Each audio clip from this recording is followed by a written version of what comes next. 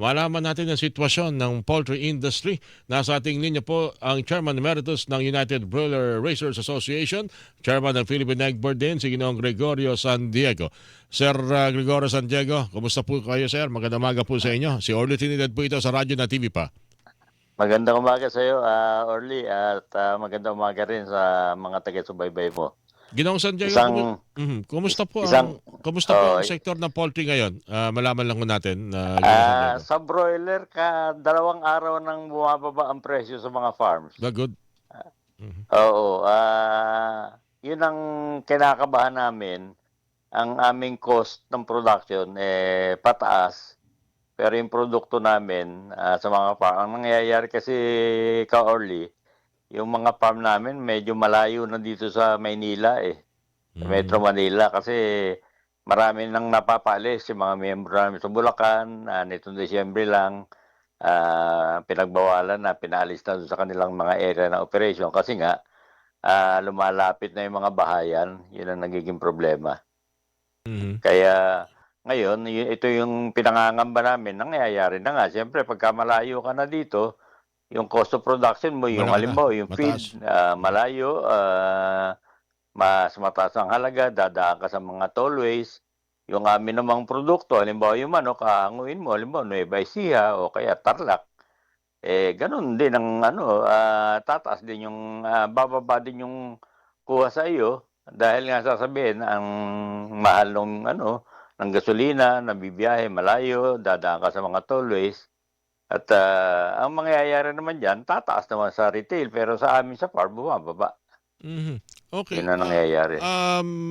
Sa ngayon, sabi nyo nga ay okay pa. So, ibig sabihin kung magpapatuloy ng isa pang linggo o 2 weeks from now, ay mararamdaman na itong pagtaas na ito, considering na ito yung mga panahon na kayo nagdadala ng mga feeds at nagbabiyahe po mula sa poultry papunta sa mga palengke? Orly, ganito, hindi ko naman nasabi na okay pa, kundi dalawang sunod na araw na, nung kamakalawa, bumaba ng 5 piso per kilo. Okay. Kahapon, bumaba ng 3 piso per kilo. Okay. Ang ano namin ngayon, ang halaga ng broiler ngayon sa mga farms, wala nang 100 na pesos per kilo. Yun ang lugi na kami.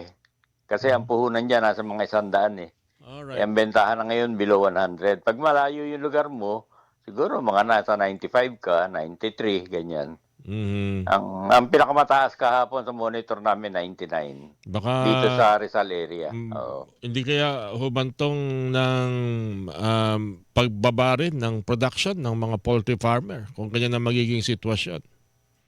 Yun ang sinasabi namin noon pa sa gobyerno. Ganito, Carly, yung kalaban naming mahigpit ngayon, yung mga imported na manok.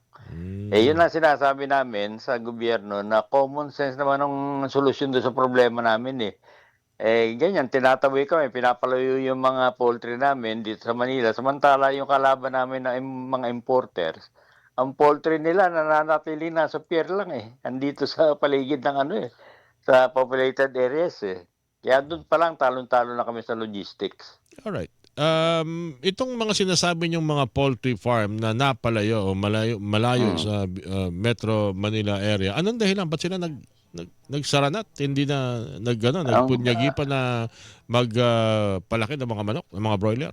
And ang LGU kasi, siyempre ngayon, dumadami bahayan. Pag lumapit na doon sa mga farms yung bahayan, kami ang pinapalis, kahit kami ang nauna doon. Ngayon, ang sinasabi nga namin sa gobyerno, papalisin nyo kami. Paano kung saan kami pupunta, nakakasiguro ba kami na hindi na kami papalisin doon? Wala rin kasiguruhan. Kaya yung iba, tumitigil na lang. Well, anyway, hiwalay na paksa ito. Hiwalay na usapin ito. Pero alam ko may batas na ho tungkol dyan kung sino nauna, hindi yun ang dapat paalisin. Dapat kung merong kabahayan na itinayo doon sa paligid na yun, sila dapat ang magkaroon ng adjustment. Anyway, hiwalay na paksayan siguro, Sir Gregorio. Pero mas maganda mapagtuunan ng pansin yan at matutukan din ng mga local government unit para naman hindi maapektuhan ng ating livestock at supply ng mga karne.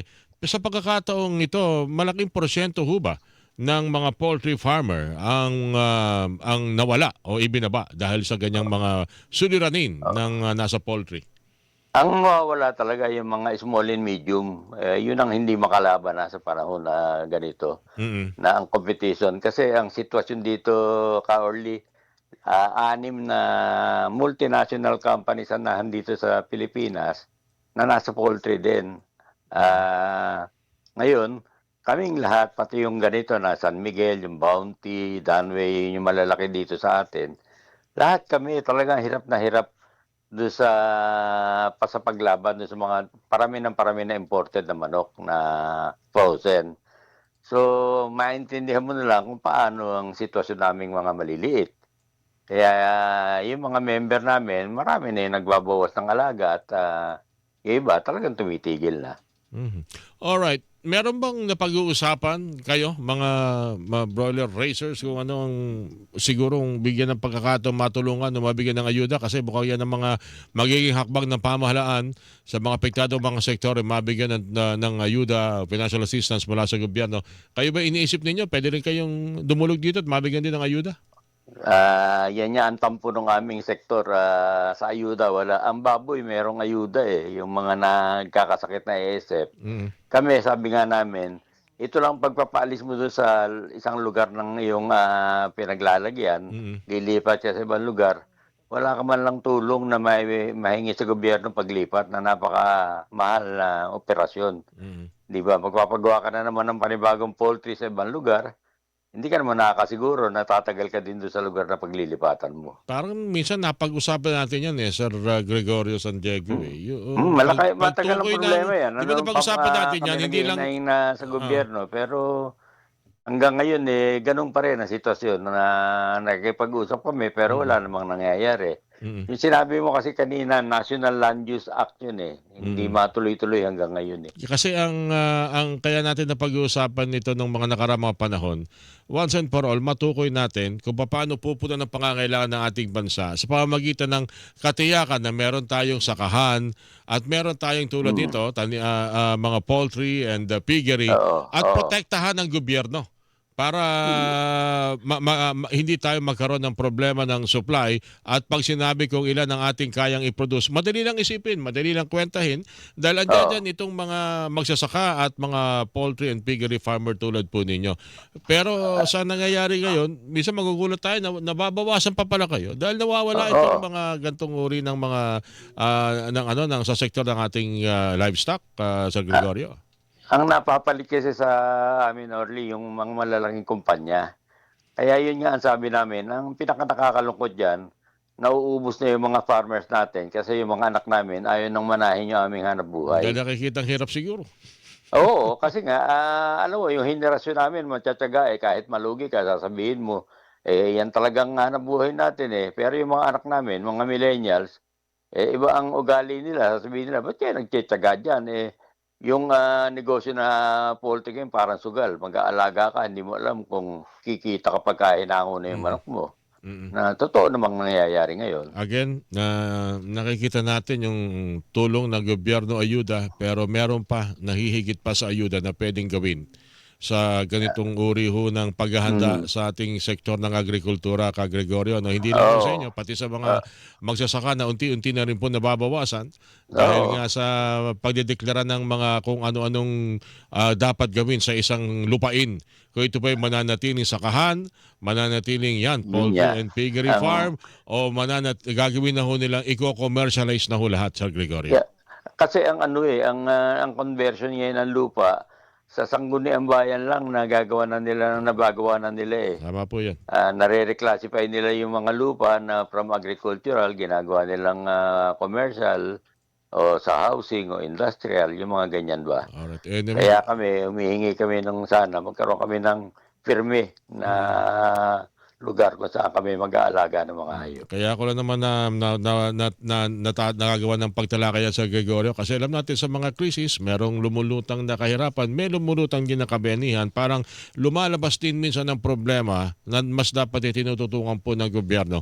Tulad po nitong seguridad sa ating Oo, pong sektor ng agrikultura, itong ating production ng iba't ibang mga mm. agricultural product sa Gregorio. Yun nga ang ano, napakahigpit ng laban namin. Talagang, ang advokasya ko noon pa, Ka-Orly, magtira ng isang lugar sa isang kabayanan na sa agricultural production. Hindi masama yun. Dapat lang yun. Oo, Dapat lang yun. kasabay nito dapat hindi mawala yung public market. Mm. Kasi may mga lugar sa atin wala na rin public market eh. Alam niyo ba Yung 1970 pa yung proyektong ganyan? ang ano naman kumbaga sa sabi ko nga common sense kasi nga pagka sa isang kabayanan, pagka lumayo sa iyo yung pinag-aalagaan ng halimbawa ng manok, aangkatin mo sa ibang lugar, mamamahal pagdating niya sa iyo. Sir Gregorio, maraming salamat. Itutuloy pa natin yan sa darating na mga araw. Thank you po sa inyo.